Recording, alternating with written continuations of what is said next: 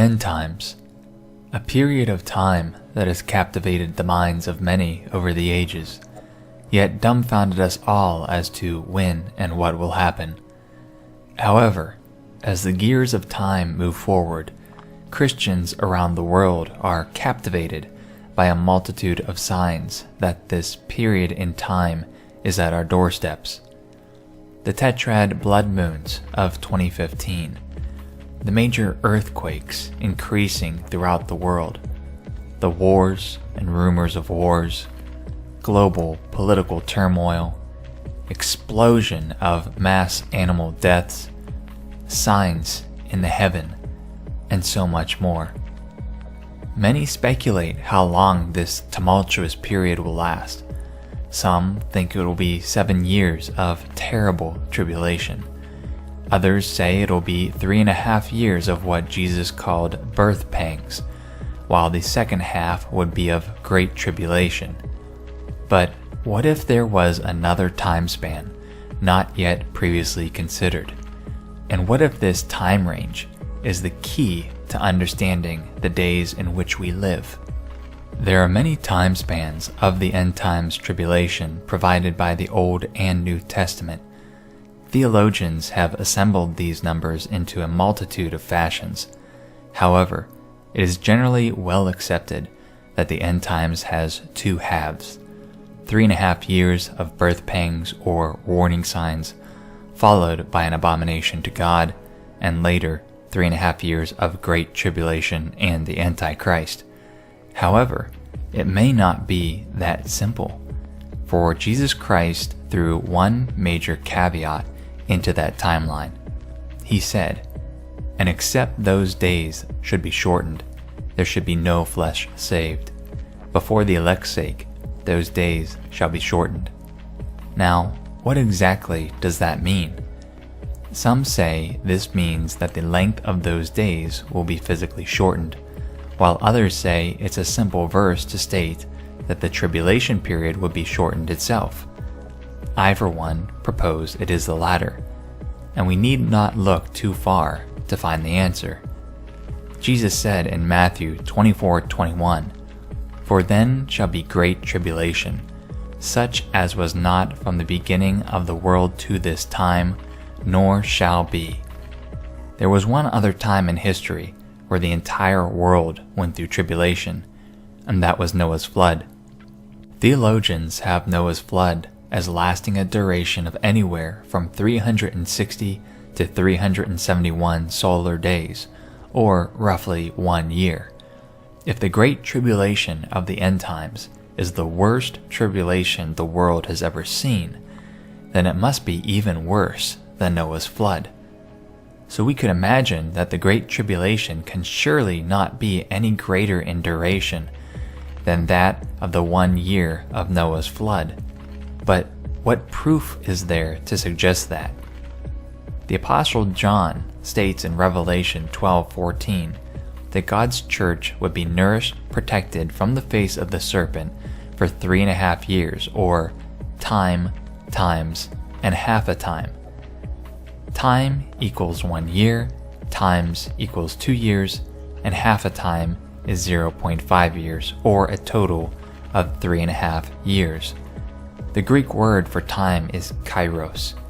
Depending on the context, it can mean a unit of measure of 1 year, or time in a general sense.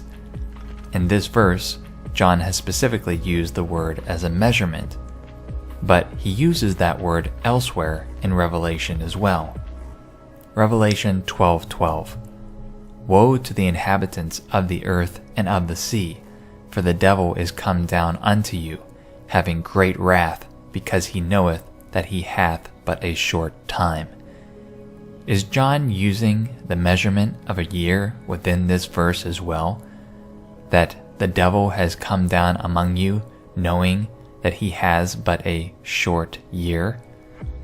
When we compare the fact that this period will be the worst in human history, and that Noah's flood was approximately a year, it makes very logical sense that the tribulation would be delayed in the end times so that Satan only had a short year.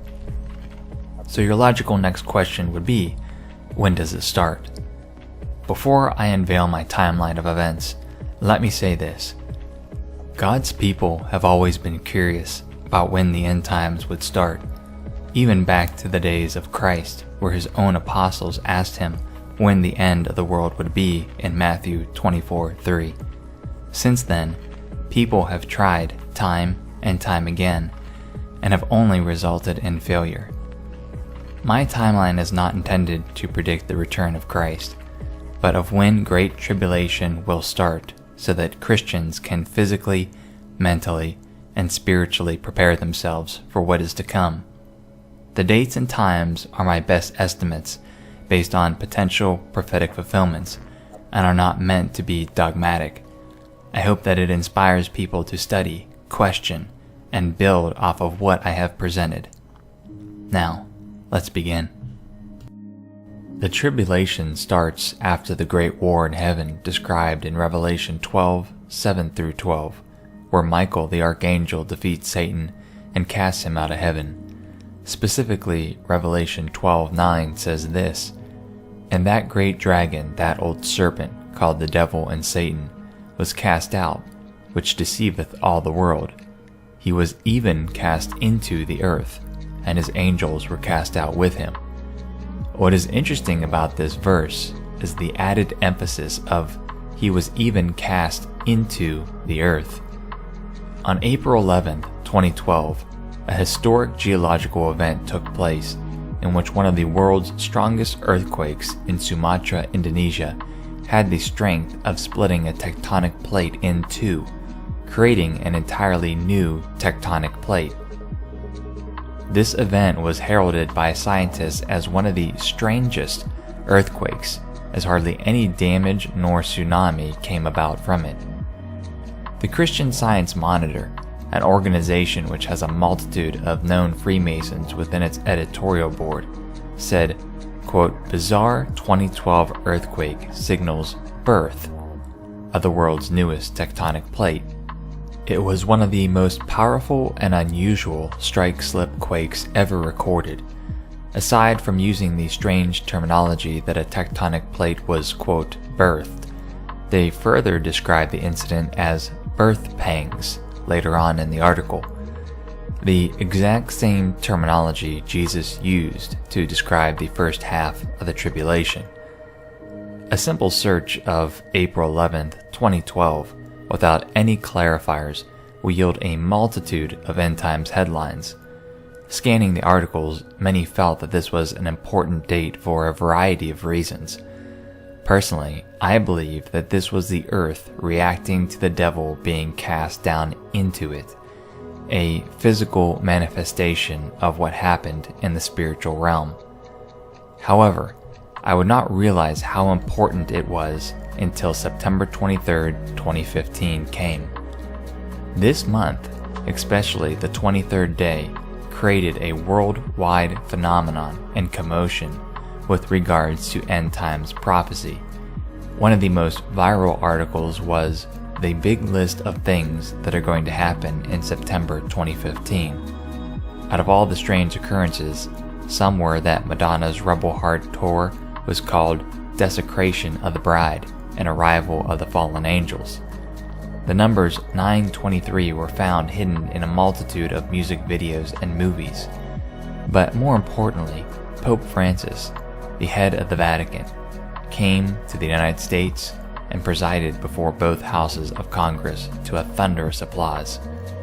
If you have not seen my video proving the Vatican to be the harlot riding the end times beast, otherwise known as Mystery Babylon, click on the video below, as it's imperative you understand this concept before proceeding.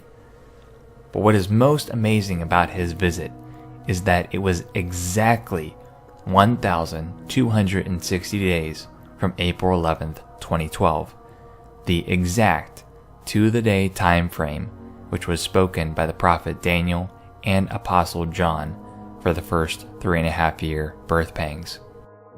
So, considering I am suggesting that September 23rd, 2015 was the midpoint of the tribulation, I had suspected two things.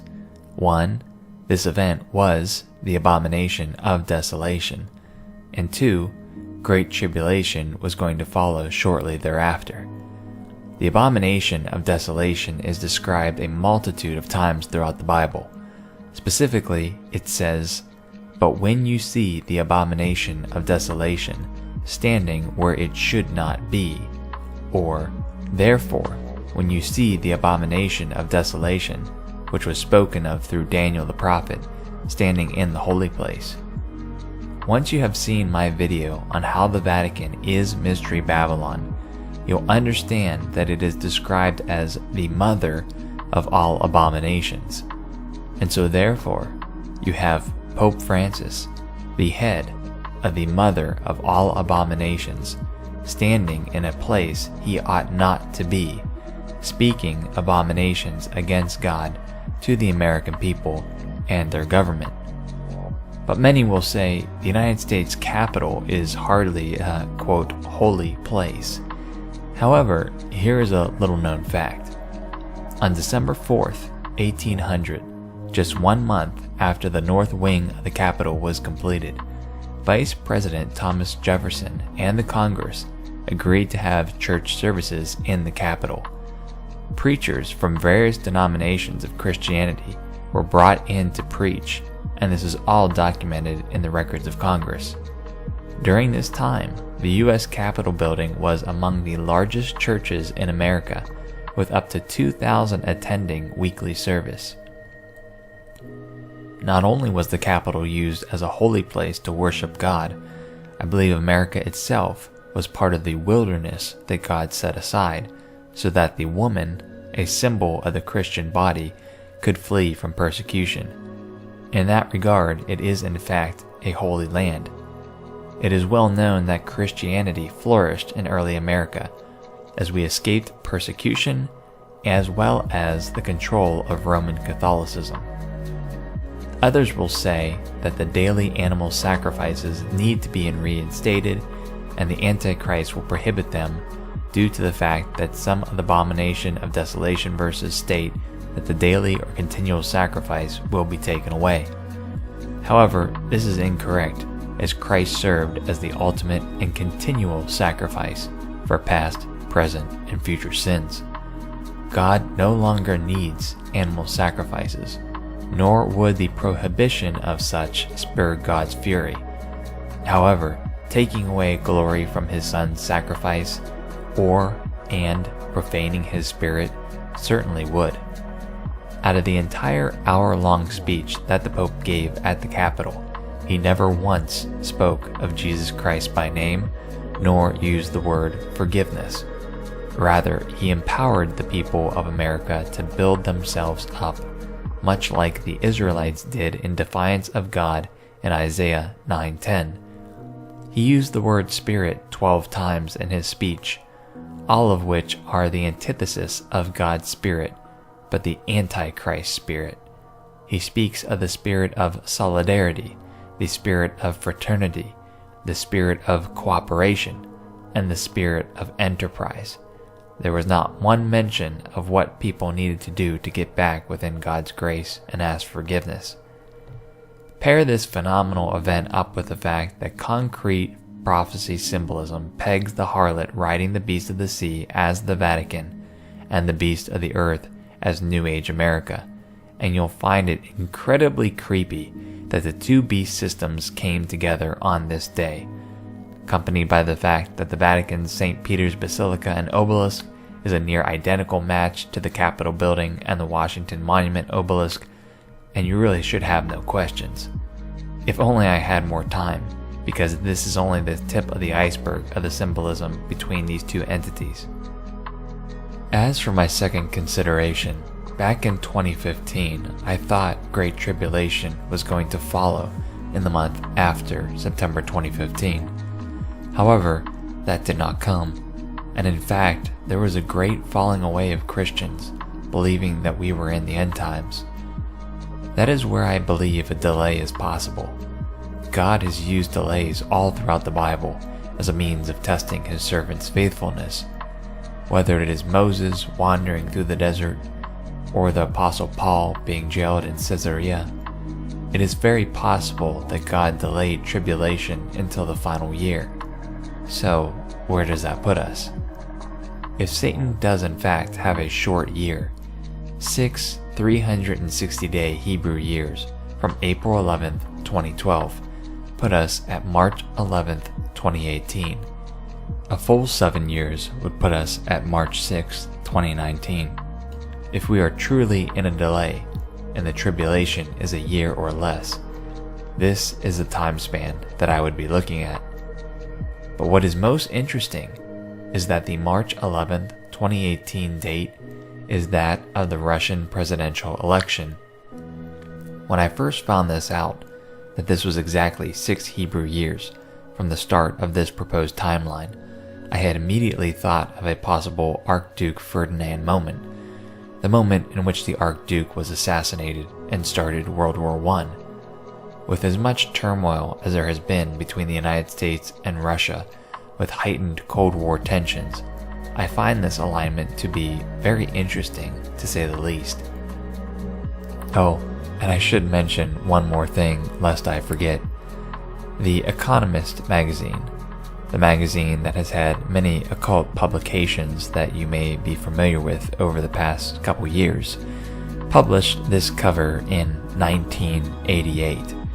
It states, "Get ready for a world currency," depicting a phoenix rising out of the ashes of a burned pile of cash, with a new one world currency with the date 2018 on it.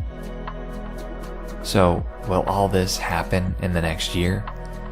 I can't say for sure. Again, I'm only presenting the information as I have seen it. I am not claiming to be a prophet or claim to be a residential expert on theology.